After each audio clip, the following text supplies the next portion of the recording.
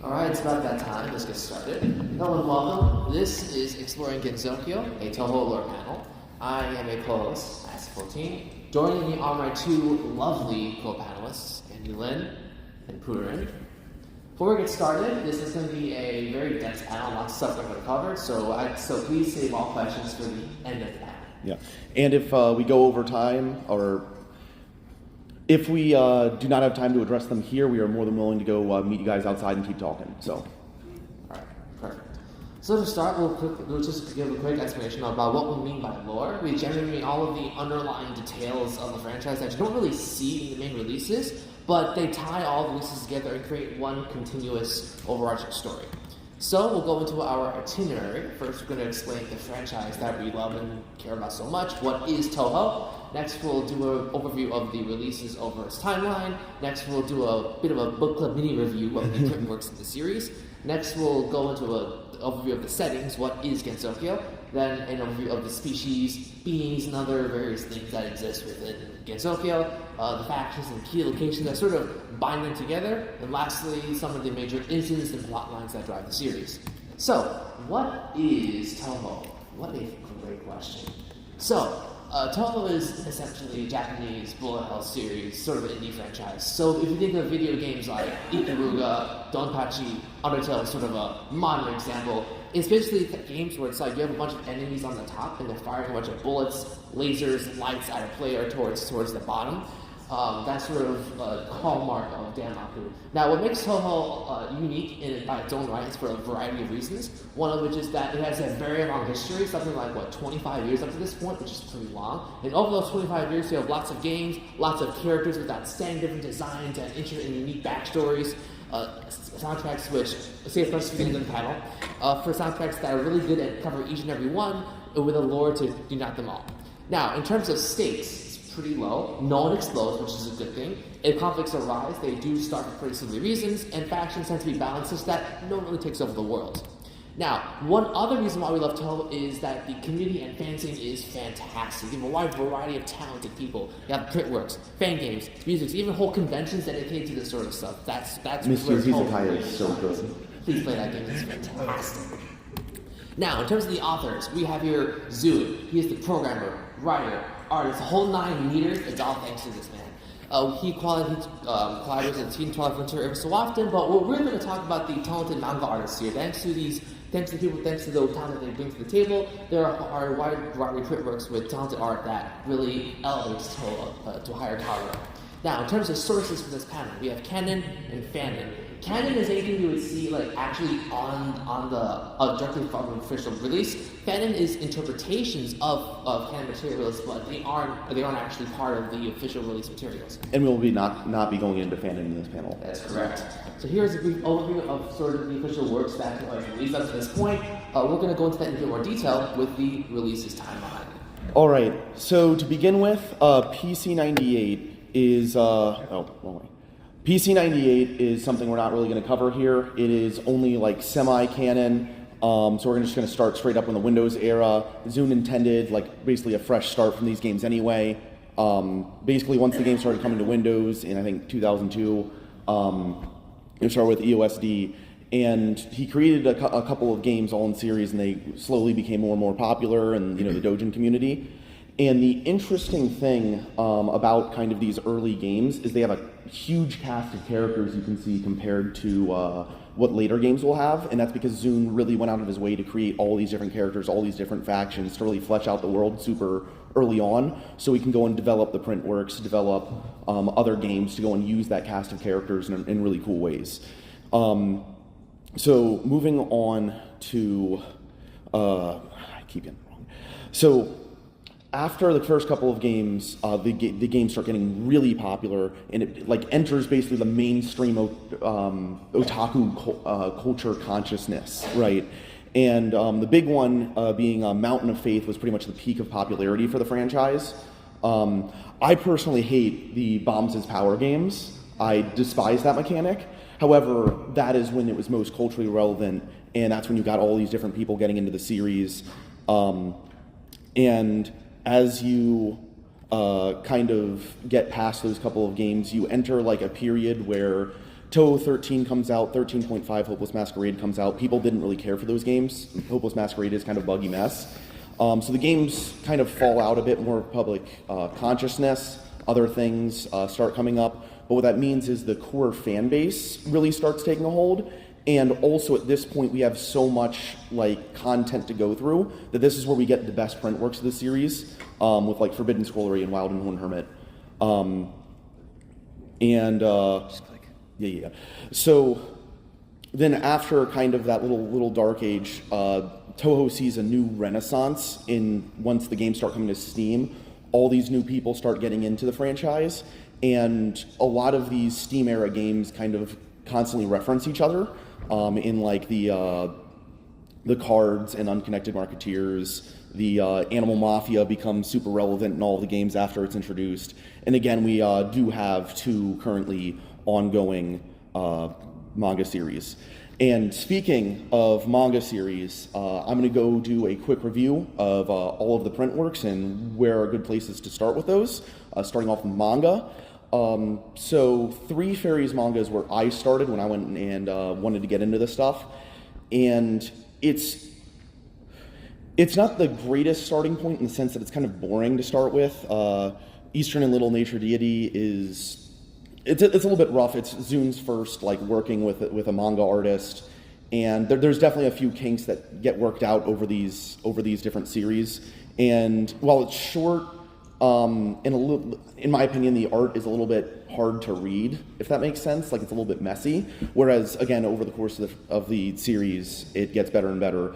And when it finally went to VFIS, Visionary Fairies and Shrine, that's when it really started hitting for me, and I really, really liked how that worked. And basically the idea of the Three Fairies mangas is they're lighthearted, the protagonists are all really dumb, and it's a great showcase for Gensokyo as a whole. And in that sense, it's a good place to start if you're pretty dead set on reading all of the print works. It's good because it gives you so much set dressing for everything else to come, and it only gets better from here. As for next in line is the Lunarian saga. I would say that Eat Above the Earth, Eat Above the Moon, Eat Above the Earth is not really canon. It's canon in a weird way, semi-canon, but you don't need to read it. It's just like a joke manga, basically. The real big thing is Silent Sinner in Blue, and it's so good. It's so good. It's so again, it has to do with like Lunarians and stuff, and it has all these interesting, like interconnected plot lines from all the other games, all the other print works. So it's not that great to start with, but it is the most interesting, and in my opinion, it's peak Zune writing, especially in the ending. I love it. Some people did not care for it. There's a long discussion for why that's the case, but some people, the people who like it, really, really like it, and it's my personal favorite art style. And if you're wondering who these Lunarians are, we'll be getting to that very shortly. Yeah. So moving on, kind of, when I said like this is the peak of the print works earlier, when it was the Dark Ages, I was talking about these two, Wild and Horn Hermit and Forbidden Scrollery.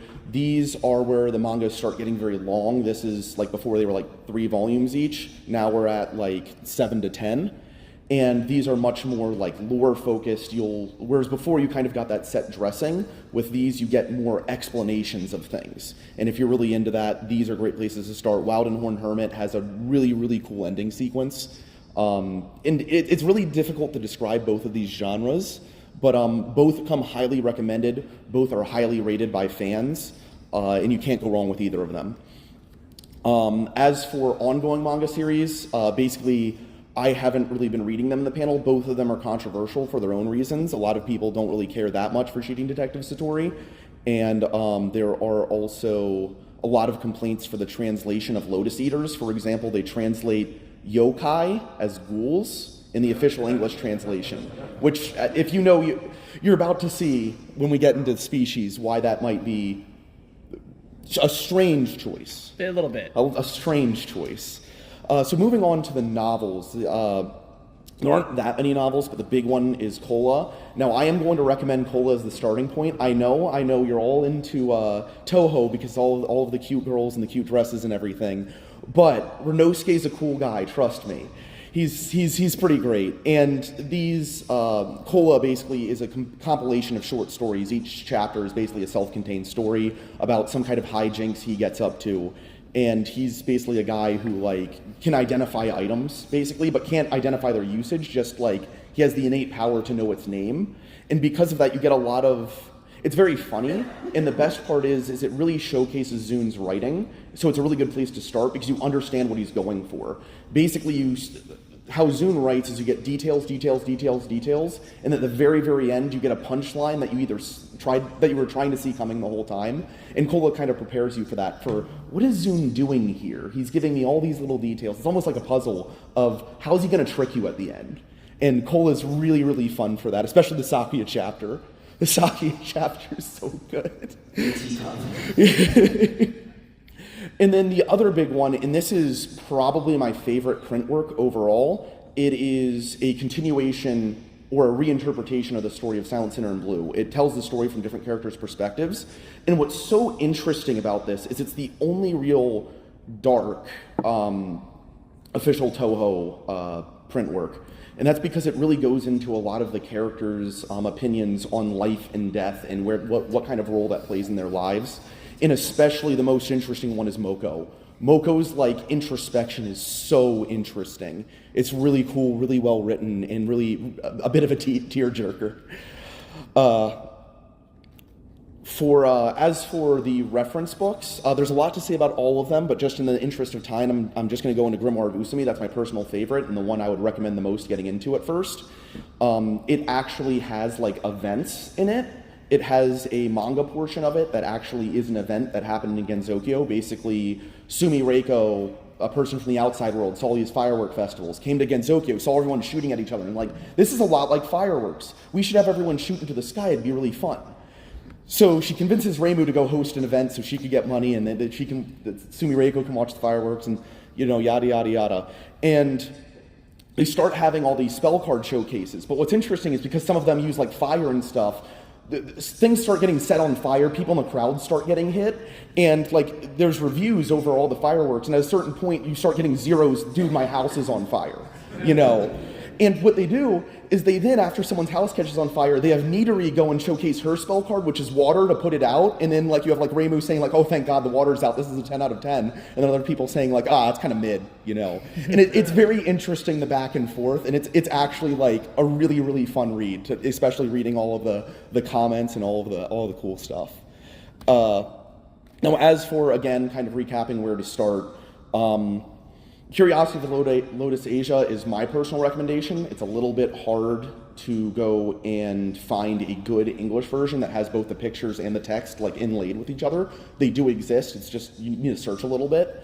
Also, if you're not that big of a Renosuke fan, you're probably not going to like it as much, but trust me, Renosuke's a bro. Three Fairies I would recommend if you're like, oh yeah, I just kind of want to experience all of Touhou, I'm a big major fan. It starts really slow, but it gives you so much like world building is what it really excels at. And Forbidden Scrollery is just the easiest one to pick up in English. As for the games, I am going to say AOCF. It's a bit of a controversial game. Some people don't really like it as much, but it's the most accessible, easily found on Steam. Lots of playable characters, lots of interesting, especially from a lore perspective, lots of interesting stuff with the Dream World shenanigans. Really good pickup. Really accessible, and also you can play it with your friends. As for mainline games, I am going to say Imperishable Night. Some people will go and say Touhou 7. I say Imperishable Night. It has all the quality of life features, like you can see your hitbox. I hate Touhou 6. You can spell card practice, which Zune sometimes removes from later games for some reason. And just other quality of life features. It's really good. It's also very easy to 1cc. Whereas on the opposite side, you have Unconnected Marketeers, which has really, really good gameplay, but it's way more difficult. I think easy mode is still approachable, especially if you're okay with continues and stuff. But the really cool thing about Unconnected Marketeers is you have this kind of roguelike element to it where you can get upgrades as you complete every stage, and you get to choose which one you want. And so you get to actually do a build, which is really, really cool. And it's really engaging in that way. You can build your character and test out different strategies and stuff. So it's really fun in that sense. So the other option for reading, if you're assy, is to go on the Touhou wiki and find the timeline of canonical events and then just go by that. And you have times where it's like, oh, a chapter of Silent Sinner in Blue, a chapter of this one, an earlier chapter in Silent Sinner in Blue. Play this entire game. Go and start reading 2 chapters in this manga. Read this flashback from this manga. You know, it's crazy, but it is fun in ASCII. If you want to see constant replay across multiple releases, this is the way to go. Yes. Yeah. All right, speaking of, let's talk about the second. What is Gensokyo? If all of the events of these print works are part of a play, we all need a stage. Gensokyo is the name of that stage. So I'd say at the heart of Gensokyo is sort of an unfortunate balance between 2 factions, humanity and yokai. So if we took like a parcel of land from 1400/1500s era Japan, kind of put it in a glass cage and just let it fester for a couple centuries, this is what you get. So humanity back in those days was much more set in their beliefs. Their beliefs basically drove their reality. So it's like, oh, one day they would pray to the winter gods to make sure that the harvest wouldn't die off in the spring. Those sorts of things were legitimate. And what happens is that when you take those fervent and passionate beliefs and kind of let them fester, they might just become real. So if humanity, and then their deepest beliefs, dreams, even nightmares, when you let them manifest, you get yokai. So then you have this bad sort of unfortunate balance where yokai have to feed on humans to survive. At the same time, it's those humans' beliefs that allows yokai to proliferate. So it's a balance that balances on humans not being eaten to death, basically. Yeah, if all the humans get eaten, yokai can't exist because no one's afraid of them. Yeah, exactly. Alright, so this balance occurs because of what happened in the outside world. Outside world being where we're at right now. So here in the outside world, things like technology, modern change, and the desire to keep moving forward is what drove humanity up to this point. But inevitably, certain things and concepts get tossed away because they're no longer needed. So things like gods, beings, yokai, cell phone towers, all those things get kind of tossed to the wayside.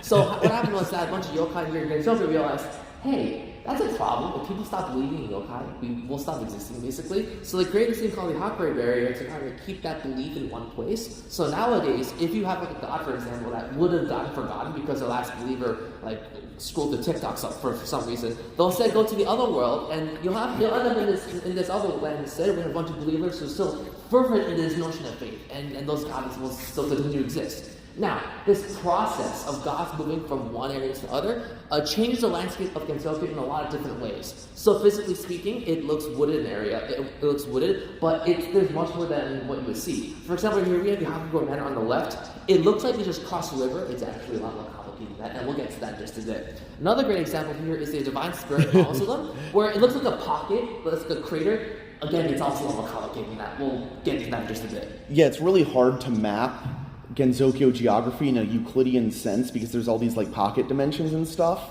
So all of the maps are more of just for reference rather than how it actually looks, and most of them are fan-made anyway. That's correct. The big takeaway I think for these maps is that they all have certain landmarks, and the way the landmarks came to be in Gensokyo is for a set of events. We have a name for those events. It's called an incident. So I'd say an incident covers 3 general areas. So step 1 is that there has to be some unusual event that's caused over a widespread area and is caused by a specific reason, and that widespread area has to affect a bunch of people.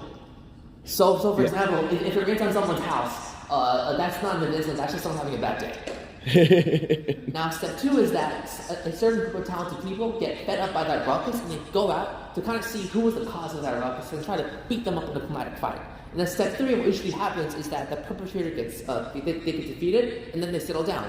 Now, more importantly, what happens is that as part of that process, a landmark is created when they basically settle down. And what often happens is that the perpetrator themselves and the people will change over time. Here we have Emilia as a great example. Previously, she caused this for all selfish reasons, and then later on, she kind of does stuff like that. I think it's pretty self-explanatory. Yeah, and with that said, one of the cool things about Touhou as a setting is the characters usually don't get Flanderized anyway. Marisa is oh, I'm going to steal stuff. But over the course of the games, after 9, she gets yelled at by Shikieki, during the resolution of that incident. Hey, you gotta stop stealing things or you're literally going to hell. I'm the one who sends you to hell. I will send you to hell if you don't stop stealing things. And over the course of the print works and everything, she stops stealing and just starts being way more considerate of a person. And it's all those little things that really add to it. It's really cool. It is really cool. Now the notion of conflict in terms of fighting, you think that's an issue given this balance between humans and yokai. Well, the answer to that is called the spell card system. So it was devised as a way to make sure that humans and yokai don't kill each other. And the way it works is that rather than just like hacking and slashing and whatnot, you have a system of Gammaku, so patterns actually matter here, where it's power and beauty that determines who wins and make sure that everyone has their limbs and like no one's bleeding out to death or anything like that. Yeah, it's non-lethal. That's correct.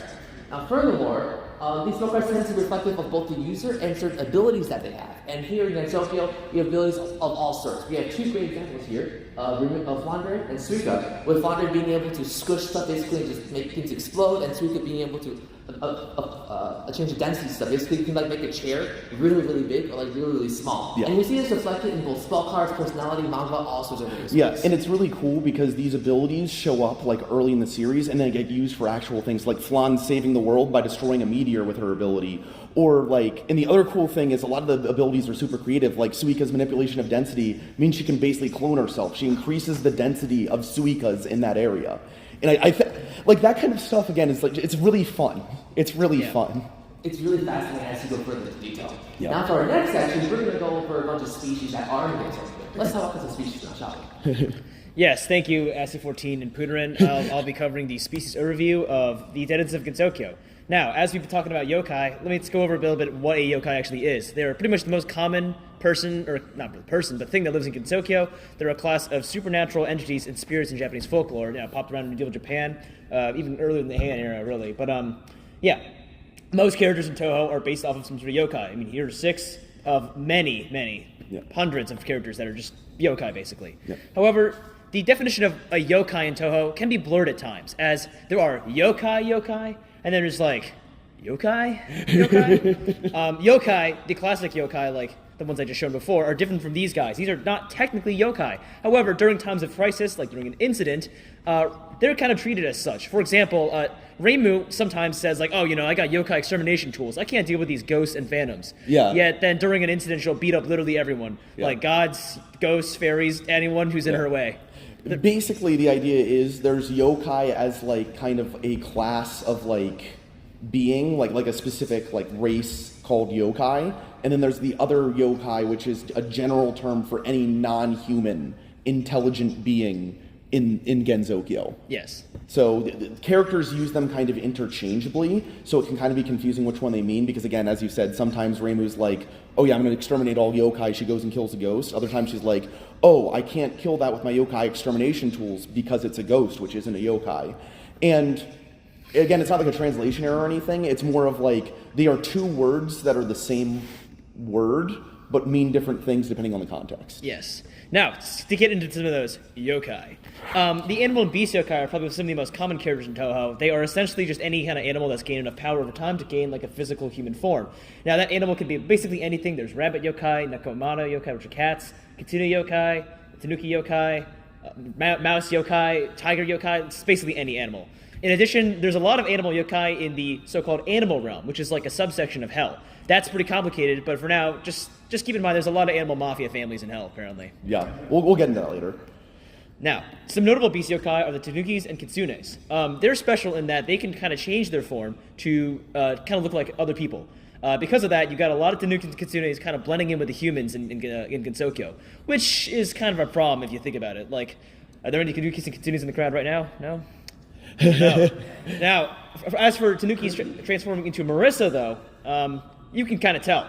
Yeah. If you notice on the manga panels right there, they got their braid on the left over there. Yeah. Notice Marissa, the real Marissa on the center there, braid on the right. Yeah. Curious. And this is really interesting because this is Zun's way of saying whether or not someone's disguised as Marisa or Marisa's just weird or possessed. And it's a really like interesting tool of if the braid is on the wrong side, you know it's someone pretending to be her to try to like manipulate Reimu.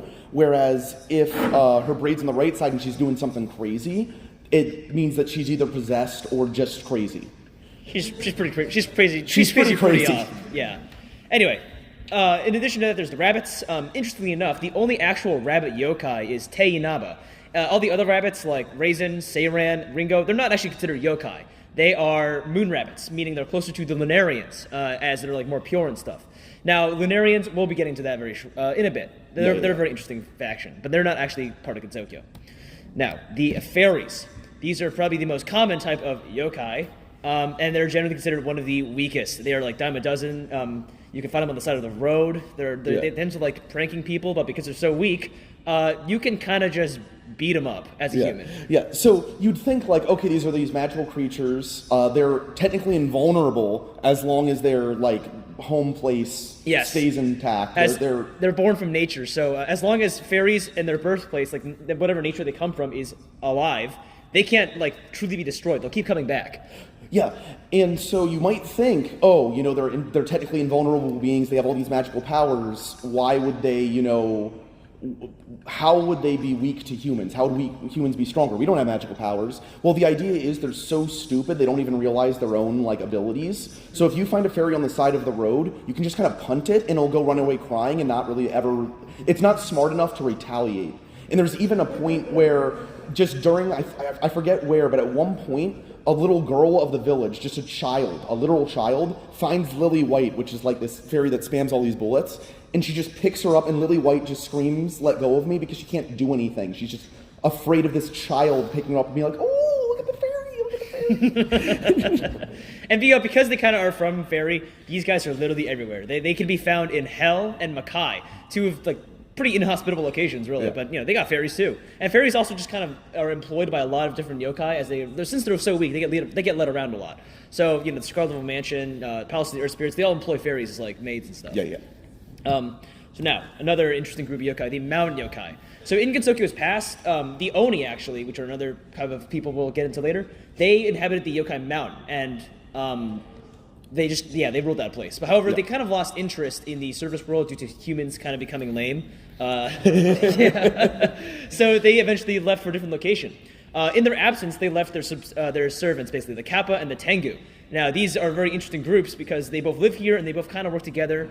The Kappa are disorganized, but very ingenious kind of inventors. They're responsible for like these crazy inventions and stuff, but they just hate working with each other. So they get nothing done without, of course, organization. And that organization is typically the Tengu. The Tengu are like a very organized yokai group that inhabit the mountain. They run all the newspapers. They love gossiping and stuff, and no one really likes them because of that. I as newspaper is a little controversial. Now, where do those Onis actually go? Well, they went to a place called Former Hell in the underworld. We'll get into that later. There's a lot of hells in Gensokyo. Former Hell essentially was just hell, but they needed to move it for reasons.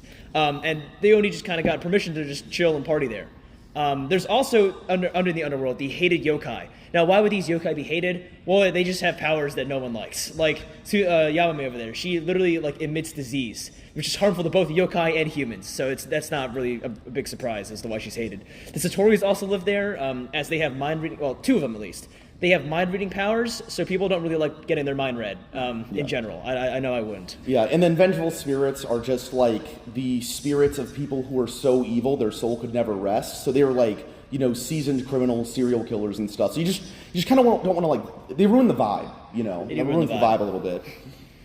So now, in addition to all these like Eastern yokai that we've been covering, like Oni, Tenga, Kappa, all that, there's a lot of Western monsters here in Gensokyo as well. Now, why is that? Well, it's because they're also kind of dying out in the outside world as people are losing belief in them as well. Like, when's the last time you actually thought a vampire actually existed? Probably when you were a kid. So yeah, even like them, like the Scarlet Sisters, they have to move to Gensokyo because they want to, you know, keep their beliefs going. In addition, lots of other smaller yokai like the werewolf there, the Dolahan, maybe. Yes. Sekibanki's the Dolahan, Zoom and even the mermaids kind of just integrate themselves into Gensokyo because they need somewhere to go.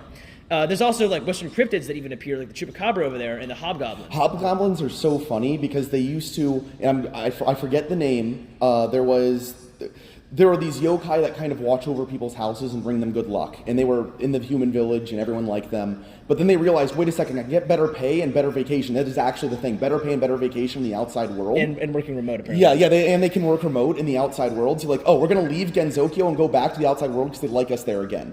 It was only a fad, but during that time, Yukari's like, well, all of my secret spy network that I had in everyone's houses because they thought they were cute are all gone, so I need new spies. So she recruited hobgoblins, thinking like, oh yeah, they'll, you know, do all the housework and stuff. And everyone's just like, dude, these guys are creepy. No. But eventually, they found employment in the Scarlet Level Mansion. So the SDM took them. So they got them. Yes. Now, what is a god exactly in Gensokyo? Because we've covered gods before. We've been talking gods this, gods that. There are like kind of defined categories of gods. The most common type is the Yaoyozoru no Kami, or the like Japanese native gods. It said there's like over 8 million of them. However, of those over 8 million rather, many are losing faith in the outside world and it can't really sustain themselves. So they moved to Gensokyo. Suwako Moria is the most classic example of this. She's actually considered one of the highest of native gods, as she's an earth god. But even she has to relocate and find somewhere else. Now, there's also the divine spirits in Touhou. The divine spirits are essentially former humans that have just achieved godhood through pure faith alone. They are essentially like, that is what they are. And what is it? Kanako Yasuka. She is actually a divine spirit. Unlike Suwako Moria, and that'll become a little important later as I cover what the Moria Shrine is all about. In addition, there's the other godly beings like the dragon gods of Gensokyo, Oku, who has Yadagarasu inside her, and Sanai, who's a Arahitogami, or a living god. So are gods yokai? No, they're not yokai. But that doesn't stop Reimu from killing them all. Well, not really killing, but beating up 3 of them in 2 stages of Mountain of Fate. Yeah. Classic example of when a god is not a yokai, but Reimu will still beat him up. Get him out anyway. Yeah. Now, Tsukumagami. Tsukumagami are interesting in that they are technically considered gods, as in the classical Japanese folklore, a Tsukumagami is essentially when a object is inhabited by a Yaozoru Nakami during their 100th birthday. In Touhou, that generally kind of is the same thing. However, it's interesting in Touhou that a lot of Tsukumagami need like an outside power source to kind of sustain their physical forms, like on the left over there. Otherwise, they kind of end up, with little power, they kind of end up on the right, just like cups with legs, really. Yeah. There's also a lot of Tsukumagami-like characters that are like that don't really seem to need that. So they're basically Tsukumagami. Zuna's even stated like Kogasa is a Tsukumagami umbrella, but she doesn't have to deal with any of the power stuff that the other ones do. Medicine is interesting that we have no confirmation as to whether she's a Tsukumagami or not, but she was essentially a doll left on a hill that got really mad and gained life. Yeah, so that sounds like one to me. Now, I really like this slide. I can't believe it's not human. Like, we've shown you a lot of different human-like yokai, right? Well, there's even more human-like not humans. Yeah. For example, the magicians. Most magicians, in fact, some are even born as yokai, are considered yokai. Yeah. However, that's only because many of them use like magic to mess with their lives. Like they extend their lifespan with magic, and that's really when they are considered yokai. Notably, Mura Sakura-sama is actually not a yokai, and she doesn't really do with that. She's kind of she does hard work instead. Yeah. So there's basically magician as the job and magician as like the state of being, the species. State of being or species, yes. Yeah. In addition, there's hermits, like me. These are basically former humans who have gained supernatural powers by figuring out how to beat the Grim Reaper every time they try to show up to claim their soul. If that sounds confusing, it might be a little bit. But essentially, they're just like superhumans. Yeah. And they're actually the natural enemy to yokai, as in the past, a lot of the goal of a lot of yokai was to actually eat these hermits, special humans. Yeah.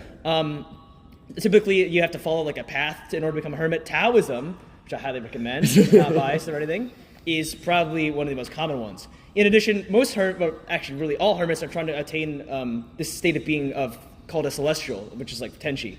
A celestial is essentially just a hermit that's able to ascend to heaven. Yeah. Leveled up hermit. It's like a level 900 hermit or something. In addition to these two not-human-like humans, there's also just the generic yokai of Gensokyo that look human that are just yokai, and we don't even know anything about what their species are. Like Rumia, like what kind of yokai is she? She's just a girl wearing a dress, really.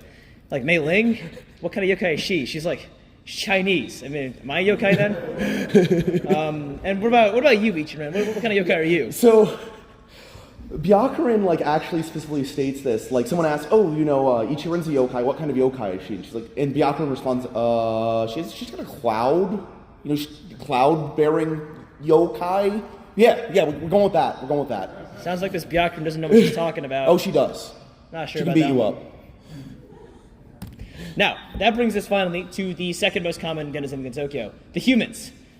They're basically the natural prey of yokai, as you stated before, the state of Gensokyo is for the humans to fear the yokai, and the yokai to, eat humans. Not anymore. In the current social order, yokai are no longer allowed to eat humans, for the most part.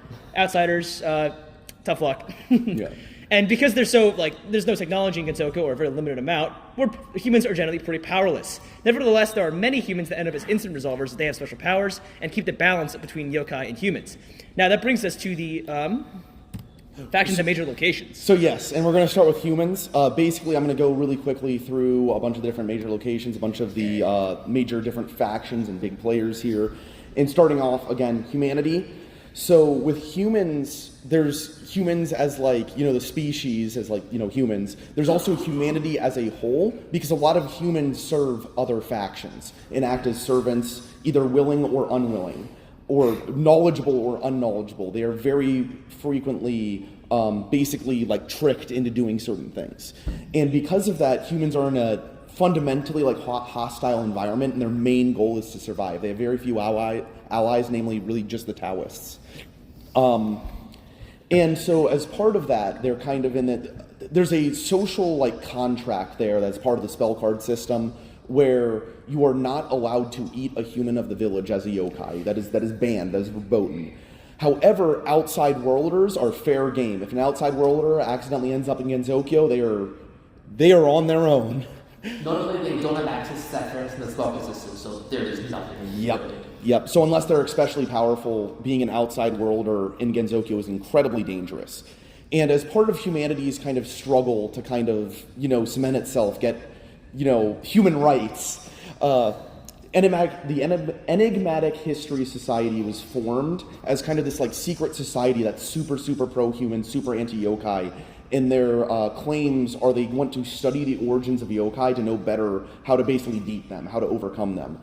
Now, the interesting thing about this is it is kind of a bit of a lot of people theorize it's controlled opposition. It's supposedly ran by Kane and Akyu. Kane is someone who is half yokai herself. She's like a were-yokai.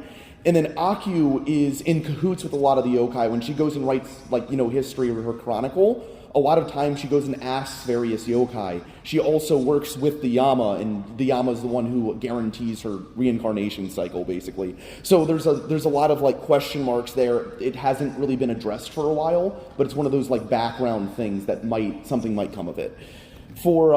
As for where the humans mostly lie, it's in the human village. And any fortune teller bros in the audience, please look away. So basically, if you are a human in the village, in addition to that social contract of yokai can't eat you, you also cannot become a yokai if you're from the village. If you're a human in the village and you become a yokai, you are subject to immediate extermination. That isn't getting beat up, that isn't anything. Your soul is leaving this plane of existence. Reimu will kill you. And that's what happened to our bro, fortune teller.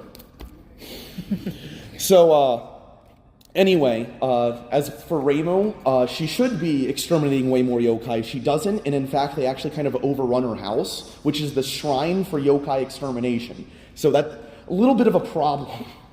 So she's one of the most major incident resolver, though there are a lot of canonical things that reference that she didn't solve every incident herself. A lot of times Marisa solved them canonically. But she is basically the main incident resolver, so to speak. And when something's wrong in Gensokyo, she's basically your tech support. Oh, the printer stopped working? Okay, I'll go fix it. Oh, the seasons stopped working? Okay, I'll go and fix it. There's all of the ghosts are everywhere. You have a ghost leakage problem? Okay, I'll go fix it. That's what Reimu is. She's the tech support of Gensokyo. As for the rest of kind of the last major part of humanity is the Korendo. This is used a lot in the print works, not as relevant in the games. But basically, if you have some really interesting artifact you want identified, you go to him, you go to Renosuke. If you want to go and purchase a really important artifact, like they do this in Wild and Horn Hermit, you go to Renosuke to go purchase that artifact to do whatever you need. He's basically the weird artifact store, right? And we also have a few other minor locations. The most important one is Forest of Magic, which is very interesting because where Gensokyo is mostly a dangerous place because yokai are out to kill you. Not many yokai will kill you in the Forest of Magic. Just the nature. It's extremely poisonous, so it's a little bit dangerous. However, it makes really good for people who just want to live alone and not be bothered, which is why Marty's son Alice lived there. As for the yokai trail, it's less of it's overrun by yokai, but they're all very weak. It's kind of the equivalent of going hiking on a trail with a bunch of poisonous snakes. Yes, you could probably take them, but you really don't want to. And Misty Lake is just kind of a lake. Canonically, no fish live in it, which is interesting. Zune pointed that out. Now, as for what's right next to the Misty Lake. Yes, that would be the Scarlet Devil Mansion, a very famous location and group in Gensokyo. They're interesting in that they just kind of like screw around a lot. They just kind of do whatever Amelia feels like that day. Yeah, they're good, useful idiots for the other higher tier factions. I mean, I would say they're a little higher. They're up there, but they kind of get led around a lot. But they kind of let it happen. Yeah. Interestingly enough, Remelia's like special power is to manipulate fate. But as for exactly what that entails, we don't know. However, fans speculate, and they note that everything just kind of works out for the Scarlet Devil Mansion. Yeah. Like they're still here, one of the earliest factions. They get into a lot of trouble, but they always kind of just end up all right. Yeah, they're a bunch of goofballs, but they're really good at committing to the bit. Yeah, they are really good at that. So now I'm going to be yapping for a bit. So please be patient, but I need to rant about the moon for a little bit. So the lunar capital in the moon in Touhou is one of the most interesting parts of it, in my opinion. So you've got kind of the history. This guy, I can't really read it from here, but yeah. He goes, he looks at kind of the world. He looks at how everything naturally decays. People grow old and that sucks, and he doesn't want to do that. So he goes and looks, and the Shinto religion has like these ideas of impurity and purity. It's a little bit different from what you think of as sin. It is not necessarily sin. It's more of like a decay. And the idea is Earth is an impure world because it has this decay. Like nature exists, and by nature things grow and die. And impurity is that, and purity is kind of breaking free from that cycle and just kind of existing in a stasis. And that's what this guy wanted to do. So he went off to the moon because there's no nature there. And he formed basically this lunar colony there. And the whole point of that is to escape that impurity. And while any human is up there, they become what is known as a lunarian, which is basically a human that has superpowers because they're not subject to that decay. They just get to continuously train and grow, never age, never, fall apart. They just continue growing, getting smarter, and it just goes and goes and goes. And because of that, Lunarians are kind of like a superhuman faction. The weakest Lunarian is stronger than most of the named characters in Touhou so far, which is just crazy to think about. Again, they're all super old, all super powerful, super wise. They're a faction that's like really scary. And because of that, everyone just kind of dislikes them because they're like, oh, these foo-foo guys all up in there, they're vegan, they even go and say that. They cursed the earth with animals because they thought they were gross and wanted the earth to be more gross. That's the kind of foo-foo people we're talking about. And so everyone on the earth hates them. And there's this kind of rivalry going on, but it's really interesting because a lot of the times, Lunarians do secretly help out the Earth in a lot of ways. Sagome comes and kind of stops the firework incident from getting out of hand. And again, she didn't have to, but every now and then the Lunarians do help out, though that is few and far between. And I would say probably the most interesting part of Lunarian society is this idea of the Horai Elixir, which is probably the most important artifact in Touhou. It is this potion that gives you immortality. And that's important. It's immortality, not amortality. That's what Lunarians are. They can die, but because they're not subject to the decay, they can only die if they get stabbed in battle or something, right? Whereas immortals will not die. If you stab them, they just grow back, And by drinking the Horai Elixir, you actually, and by gaining immortality, you kind of accept and overcome the concept of death, which therefore forever taints you with that impurity, that idea of decay, because you have overcome it. And because of that, you basically become a walking radioactive threat to the Lunarians whenever you drink this, because you are now emanating this impurity. And whenever Lunarians encounter impurity, they immediately start aging, they start getting sick, they start having all these issues they don't normally have on the moon. And because of that, whenever you drink the Horai Elixir, you are target number one. You are going to be locked way down in the depths of the earth, so you are no longer a contamination upon the moon. And that is why Eren and Kaguya had to go and leave the moon, because they drank the Horai Elixir and both had to flee. And it's very interesting with Kaguya because she is a Lunarian, someone who is basically amortal, someone who's already better than human. And by drinking the Horai Elixir, she became more human. And when she went on the earth, she had to learn to live with humans and learn how to basically live her life. Because again, this idea of purity is you kind of have no fun. You're just constantly training, constantly growing. And there's no concept of decay. There's no idea that you really need to live your life. You're just obsessed with staying alive and not obsessed with, and not like you don't care about actually living. Whereas Gensokyo is the opposite. It is a place where people live. They live and die, and they're there and they enjoy their short life. Whereas on the moon, all you're obsessed with is not dying.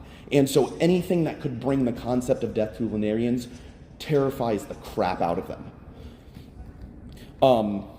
Now, as for the Moria Shrine. Now, yes, the Moria Shrine is interesting in that they kind of embody a lot of what Gensokyo is all about, which is change and kind of living in constant flux with the incident and such. During the incidents at Touhou 10, the Moria Shrine, led by Kaneko Yasuka, kind of came to Gensokyo to gather faith, but she's got like a lot of plans. She's not there to just chill. As I've said before, Kaneko is a divine spirit, and she is a wind goddess, actually. However, divine spirits, unlike the native gods, are able to change what they are a god of. So Kaneko, she kind of says, like, wind is kind of lame in the outside world. I'm going to become a god of technology. And due to that, she gets up to a lot of scheming, as he did Touhou 11. She kind of goes to the Yokai Mountain and gets involved with the Kappa and the Tengu, actually. The Kappa, as they are really smart and can invent stuff, are perfect for advancing technology, and the Tengu, who are really good at administrating stuff and keeping things organized, are perfect to work with alongside to get schemes done. And because of that, they all have these, like, an uneasy alliance, sort of. Like, all three of these factions kind of think that, they're getting the better of each other by advancing each other's their own goals. But because of that, they all kind of benefit from each other anyway. Perfect example would be like when they built this, like, what is it? The ropeway. The ropeway, yeah. So when they built the ropeway in Wild and Horn Hermit, all of them had that like generic manga face where they're like, ugh. They're all scheming and like, ha, I tricked that guy, ha, I tricked that guy. And basically they all like did that face as if they're scheming each other. But at the end of the day, they all just kind of ended up coincidentally working towards each other's goals and, messing up the humans, basically. Anyway. Which is usually what happens in Gensokyo. You just mess with the humans. So now we've got some beef. So the Myorin Temple is kind of interesting. If you ever see like the ship in the fighting games, that ship actually is the temple. And that's very interesting. The ship like transforms between the two. So when you're playing that fighting game and you like on the first time you go and play with your friend, you're playing on the ship, then you're playing on the Myorin Temple.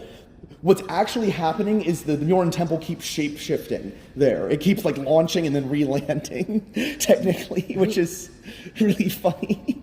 Who lives there, exactly? Yeah, the big thing with the Myorin Temple is it's basically the Buddhist place. And Buddhists are kind of an important part of Gensokyo in the sense that they are very pro-peace. They want to normalize relations between human and yokai and make everyone get along. They're the hippies, right? They're the hippies. They just no war, as opposed to the Taoists. Now, as the Buddhists and Byakuren are like, like yokai and humans should coexist peacefully. Ooh. We Taoists do it a little differently here. We're more like, humans number one, Taoism number one, yokai go home. Yeah. The Taoists are basically kind of the direct opposite when it comes to, like, in a religious sense. They're more about like humans improving themselves. Yeah, I wouldn't necessarily say the direct opposite. We're both fairly pro-human compared to like Yukari, who is spooky. So even Buddhists are a better ally than like Yukari or Kasen or Okina, So yes, and interestingly enough, Taoism is one of the best ways to become a hermit. So most of the Taoists you'll find in Touhou are hermits. A little bit about Senkai is, as stated before, Senkai is this kind of like pocket dimension. Essentially, when a hermit is trained enough to be able to beat the Grim Reaper every time they try to show up to claim their soul, they get a little place in Senkai to call their home.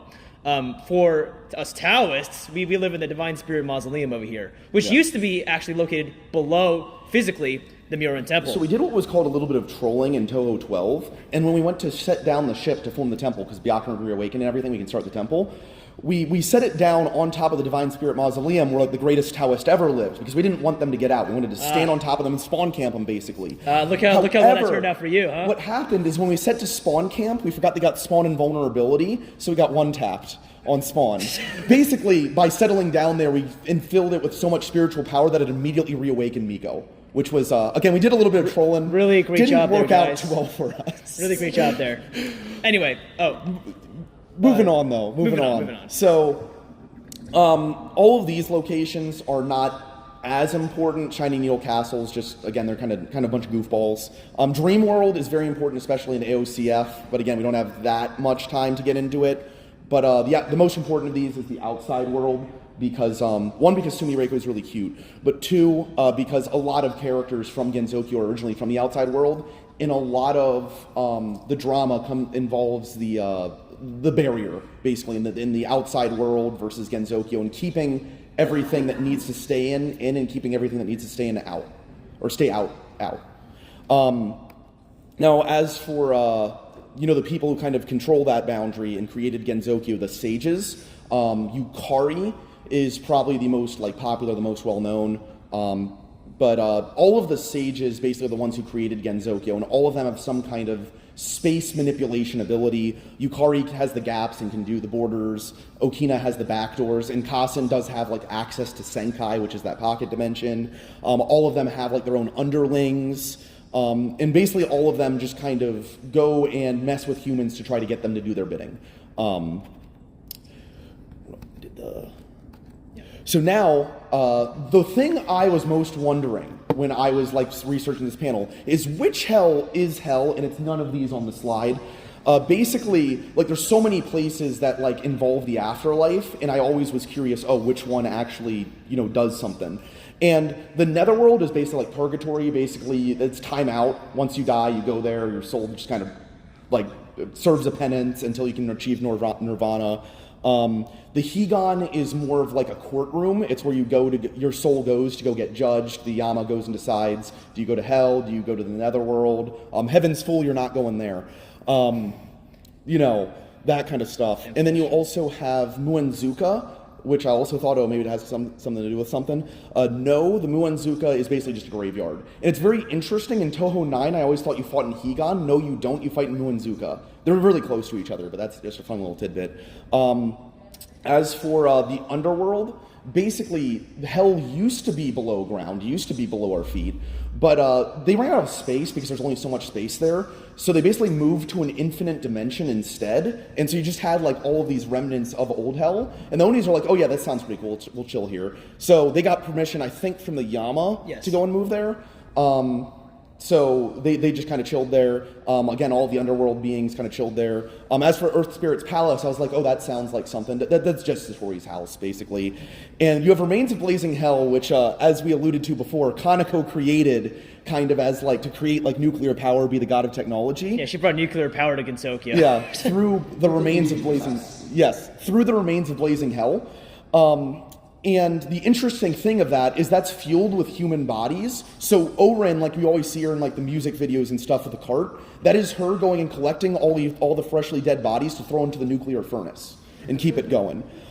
As for heaven, it's a little bit different than you probably expect. It's more of just a hangout for celestials. They all say heaven's full. We have confirmation that it's not. They just don't want to let anyone in. Their club is too cool. They're just gatekeeping me, bro. Yeah. And then you also have Makai, which also kind of sounds like a hell. All of the characters agree Makai sucks, don't go there. But it is hell-ish, but it's not hell. It's basically just Gensokyo hard mode, basically. That's where all of the super, super high level is. That's where the end game is, basically. That's where all of the really scary stuff is. So for what actually is hell, it's hell. Except when characters normally say hell, they're referring to old hell. So usually it's referred to as new hell. Again, it's an infinite plane with a bunch of subplanes. Basically, it is this realm, I guess, of eternal torment and everything. And the interesting thing about it is it's very, very poorly ran. The government of hell, the Ministry of Right and Wrong, right? They're the ones who also employ the Yama, or they are comprised of the Yama. They are the ones who judge your souls and judge whether you go to hell or not. And so they run hell, but they do a very bad job. The budget is not balanced. So in order to make budget, they decided to go up to the surface world and set up hot dog stands on the way to hell. So when you're dying, you can go and get some snacks, like a bag of Cheetos on your way to the Sanzu River. Or just humans can come by and just kind of watch everyone and laugh at them as they go and chow down on that hot dog.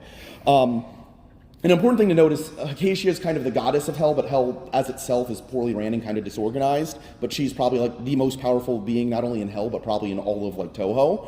You also have Zanmu, who comes across as kind of a leader, but think of her more as like a folk leader. She's kind of like a woman of the people, like a leader in that sense, rather than like actually having any kind of government influence.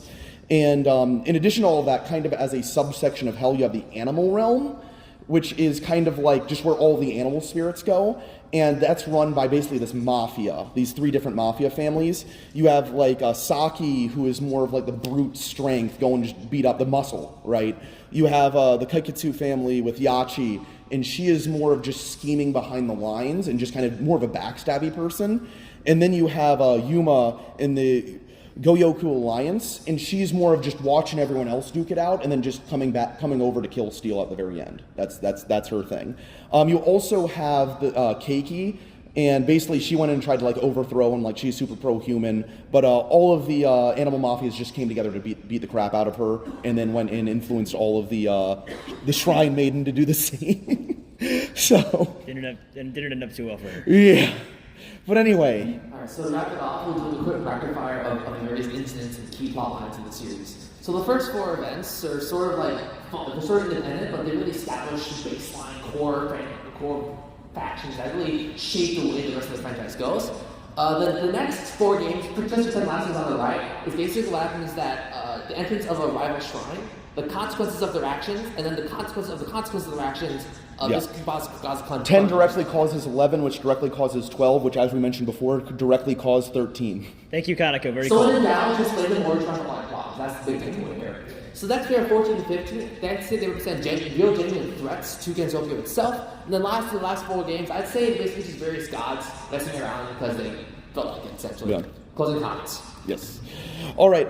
So thank you all for coming out. We're going to have a photo shoot at 2 p.m. It's going to be kind of right outside gaming. We're going to meet as a big group, and then we're probably going to come all over here if you want to get any pictures of the Touhou cosplayers, or you're cosplaying Touhou, or you just want to chill out and talk.